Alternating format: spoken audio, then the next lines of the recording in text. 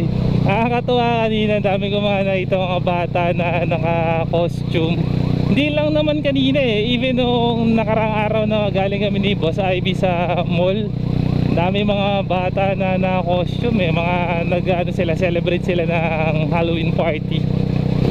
Nag-ano sila, nag-trick or treat. Mga tipong mga costume ng mga bata ngayon kakaiba na, hindi katulad nung panahon ko kasi nung panahon ko nung kino-costume lang namin, it's either zombie, yung damit na gutay-gutay lang, tapos konting face paint o kaya konting makeup, tapos kung ano yung tissue, yung naka-roll na tissue, babalutay sarili mo, yun mami ka na. Pero ngayon iba-iba na yung mga costume, hindi na hindi na creepy and scary ang peg pa-astikan at pa-cute na yung mga peg nila. Kasi mga naitaong bata nga, pagka yung babae, it's either si Queen Elsa yung peg na costume nila, o kaya mga fairy. Bibihira na rin ako nakakita ng witch dati pagka babae, automatic witch ang ginagamit nila na costume, or minsan sa babae at lalaki rin yung vampire. Ngayon yung mga lalaki, yung nakikita ko mga costume, kundi si Spider-Man, Superman, o kung ano yung mga ngayon, sikat na mga cartoon character.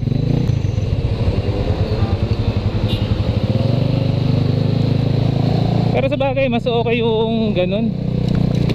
Talalim. Pero sa bagay mas okay yung ganun, hindi nakakatakot yung costume nila. Pero siguro okay na rin yung ganun yung costume nila, kasi yung mga nakakatakot na creepy.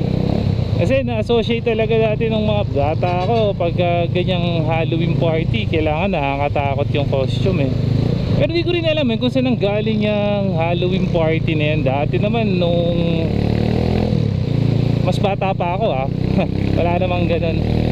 Ngayon dun sa trick or treat na sinasabi nila is yun, nakakakuha ng mga candy and chocolates yung mga bata.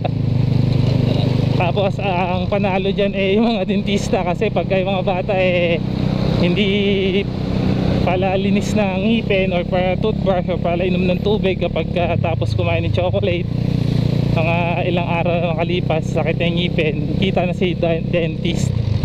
So may mga pa nga, speaking of nakakatakot na costume, may mga iba pa dati nag-viral even siguro ngayon may mga magpo-post pa rin sa mga social media nun na ang costume nila upsize lang or pina-enlarge lang yung bill ng Meralco.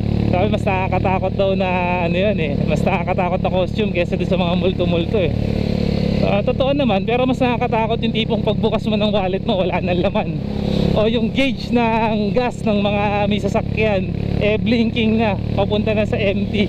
Nakakatakot din yun. Pero sa palagay ko may mga umiiyak pa rin ng mga bata pagdating dyan sa mga costume party na yan kasi yung mga ibang kasama nila hindi naman nila alam kung ano yung suot-suot na costume. Mga iba matatakot.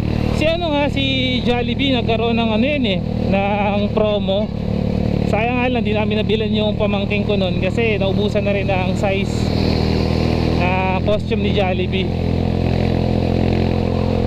Pero siguro sa'yo yung mismong costume ni Jollibee, tapos attend ka ng costume party. Kung ako attend ako ng costume party, bet ko ganun yung suot ko yung costume na ang mascot ng Jollibee.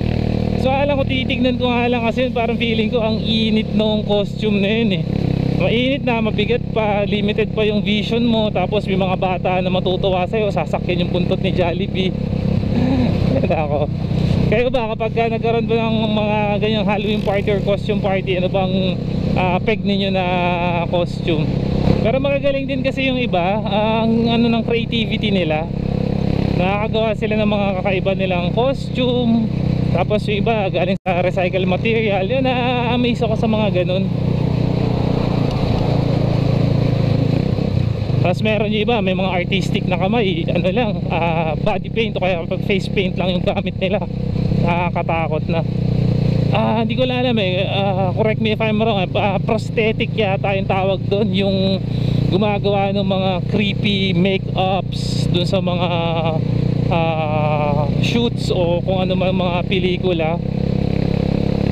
Galing ng mga yun. Na-amaze ako doon.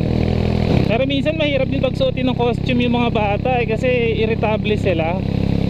Any moment pwede nilang sirain yung costume nila Tsaka yung mga Halloween party ngayon colorful na, hindi na lang siya yung nag-i-stick sa black and white na color kasi nga diba nakaka-associate kapag ganyang mga takutan black and white na color.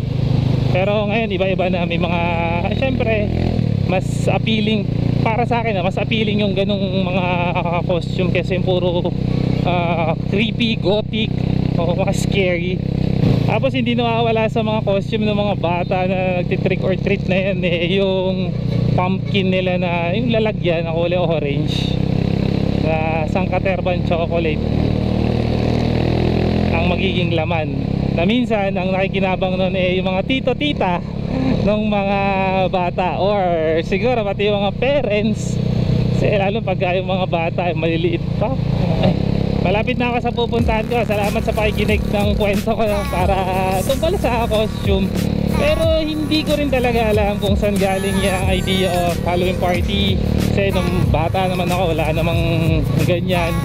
Pero syempre sa ngayon dahil nakakasanayan na, ibigay na lang natin sa mga bata yan. In fact yung mga bata naman na nag-e-enjoy dyan. Tsaka sana yung mga medyo katulad ko na mahilig manakot sa bata pagbigyan muna natin sila.